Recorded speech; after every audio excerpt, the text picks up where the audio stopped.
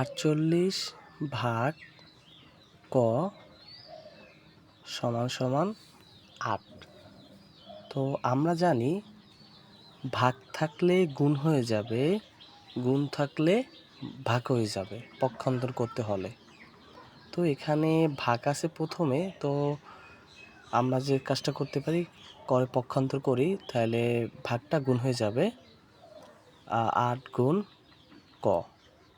তো এরপরে সংখ্যা একসাথে রাখবো, তাহলে 8 গুণ অবস্থা আছে, এই পাশে আনলে ভাগ হয়ে যাবে, তাহলে 48 ভাগ 8 লিখতে পারি আমরা। তারপর সমান সমান ক। তো এই কাজটা আমরা করতে পারি। তারপর এখন যে কাজটা করতে পারি, 6 আটা কত 48, তো এই জন্য লিখতে পারি 6 লিখতে পারি, তারপর সমান সমান ক। তাহলে অতএব ক ইকুয়াল টু 6 আমাদের।